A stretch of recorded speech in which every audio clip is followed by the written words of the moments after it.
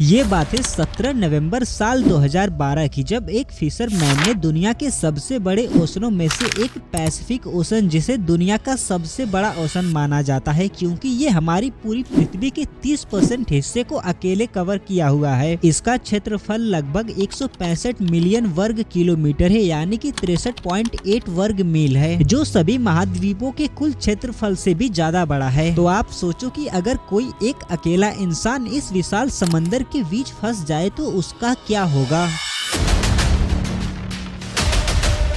ये बात है 2012 की, जब मॉस्को के एक छोटे से गांव कोस्टा एजोल के जोस सल्वाडोर एल्वरिंगा नाम का ये आदमी रहता था, जो उस समय केवल 36 साल के थे। साथ ही एक मछुआरे भी थे जो मछली पकड़ के अपना जीवन बिताते थे। 17 नवंबर 2012 वाले दिन ये शख्स अपने साथ मछली पकड़ने के लिए अपने दोस्त को एक छोटी सी 7 फीट की बोट से समुद्र में जाने के लिए रवाना होते हैं और इनका प्लान ये था कि ये केवल समुद्र में 30 घंटे तक ही बिताएंगे, जिसकी वजह से इन्होंने अपनी छोटी सी नाव पे कुछ ज्यादा सामान भी नहीं रखा, सिर्फ एक दिन का खाना पीना साथ लेकर गए थे। लेकिन इन बेचारों को क्या पता था कि इनके साथ क्या होने वाला है। जिसके कुछ ही घंटों बाद वो मैक्सिको के बीच से 120 किलोमीटर दूर चले गए थे और समुद्र में जाने के बाद उन्होंने अपना जाल बिछा दिया। लेकिन उसके तुरंत बाद ही एक विशाल समुद्री तूफान आ जाता है। जो सल्वाडोर एल्वरिंगा और उनके दोस्त अपनी जान बचाने के लिए मछली की जाल को वहीं समंदर में छोड़कर किनारे की तरफ भागते हैं। पूरे 7 घंटे तेजी से बोट चलाने के बाद सुबह 5 बजे वह किनारे से केवल 20 किलोमीटर दूर थे और उन्हें अपना गांव भी दिखने लगा था। उन लोगों ने तो समुद्री तूफान को काफी पीछे छोड़ आए थे, लेकिन सबसे बड़ी मुसीबत तो तब आ गई जब उनकी बोट वहीं खराब हो गई। ना ही उनके पास कोई जम्बू था, ना ही उनके पास कोई ऐसी चीज थी कि जिससे नाव की दिशा बदल सके। केवल उनके पास एक रेडियो था जिससे उन लोगों ने अपने बॉस के पास मैसेज भेजा था। मैसेज का इंतजार करते करते मैसेज तो नहीं आया, लेकिन रेडियो की बैटरी जरूर चली गई, जिससे उनका बाहर की दुनिया के साथ कांटेक्ट खत्म हो जाता है और ये इतने विशालकाय समंदर में अकेले फंस जाते हैं। जोस एल्वरिंगा और उनके साथी के साथ जो हुआ वो उन लोगों ने भी कभी नहीं सोचा था। तेज हवाओं ने वापस से उन्हें समुद्र में ढकेलना शुरू कर दिया, जिससे जो किनारा दिख रहा था वो किनारा भी दिखना बंद हो गया और उनकी उम्मीद भी खत्म होने लगी। जिसके बाद उनके बॉस ने एक सर्च ऑपरेशन भी किया, जिससे समुद्र में कई दिनों तक उन्हें ढूंढा गया। लेकिन इन बेचारों की छोटी बोट होने की वजह से इन्हें विशाल समुद्र में ढूंढ पाना बहुत ही ज्यादा मुश्किल था। साथ ही इनके पास कोई फ्लेयर गन और ऐसी कोई जलाने वाली चीज भी नहीं थी जिससे ये आग जलाकर उसके धुएं से किसी को अपनी तरफ आकर्षित कर सके। कई दिन गुजरने के बाद उनके पास से खाने पीने की चीज सारी खत्म होने लगी, जिसकी वजह से उन्होंने अपने आसपास की मछलियों को पकड़कर उन्हें कच्चा खाकर अपनी भूख को मिटाने लगे। साथ ही पानी के लिए समुद्र में पड़ी बोतलों को इकट्ठा कर उनमें बारिश के पानी को बोट में से भरकर पीने लगे। लेकिन ये करना भी उनके लिए बहुत ही ज्यादा मुश्किल था। जैसे जैसे दिन गुजरने लगा वैसे वैसे उन लोगों की जीने की उम्मीद भी खत्म होने लगी। अगर कई दिनों तक बारिश नहीं हुआ करती थी तो वो मछलियों और कछुओं के खून पीते थे। अगर वो उन्हें पकड़ने में कामयाब हो जाते थे तो पूरे 4 महीने गुजरने के बाद जो ये दोनों मेंटल टॉर्चर से गुजर रहे थे उसे इमेजिन भी कर पाना हमारे लिए बहुत ही ज्यादा मुश्किल है। आखिरकार जो सल्वाडोर एल्वरिंगा के दोस्त इस टॉर्चर को बर्दाश्त नहीं कर पाए और पूरे 4 महीने के बाद सुसाइड कर लिए। दोस्त के गुजरने के बाद जोश पूरी तरह से अकेले हो गए थे और अंदर से टूट गए थे। जिसके 6 महीने बीतने के बाद उन्हें एक कार्गो शिप दिखाई देती है। इस शिप को देखने के बाद जोश एल्वरिंगा को एक उम्मीद सी आ जाती है, लेकिन दूर होने की वजह से उनकी आवाज शिप तक नहीं पहुँच पाई और ये शिप भी उनसे दूर चली गई, साथ ही उनकी उम्मीद भी। और 11 महीने के बाद वो किनारे से 8000 किलोमीटर दूर चले गए थे। साथ ही उनके कपड़े भी फट गए थे और उनके पास ऐसी कोई सी भी चीज नहीं थी कि जिससे वो सनलाइट से बच सके। कई महीने बीतने के बाद आखिरकार किस्मत ने जोश का दरवाजा खटखटा ही दिया। 30 जनवरी साल 2014 यानी कि पूरे 14 महीने बाद जोश ने पानी में कुछ नारियलों को तैरता देखा और वो समझ गया कि उसके आसपास कोई आइलैंड मौजूद है। जिसके कुछ घंटों के बाद बाद उन्होंने आइलैंड के करीब आ गए और पानी में छलांग लगाकर आइलैंड पर पहुँचे। आइलैंड पर पहुँचने के बाद उन्हें एक बीच हाउस दिखाई देता है और वहाँ पर जाने के बाद उन्हें 14 महीने बाद एक आदमी से मुलाकात होती है, जिससे उनकी उम्मीद एक बार फिर से जाग जाती है। इस आइलैंड को एबोन एटोल आइलैंड कहा जाता है।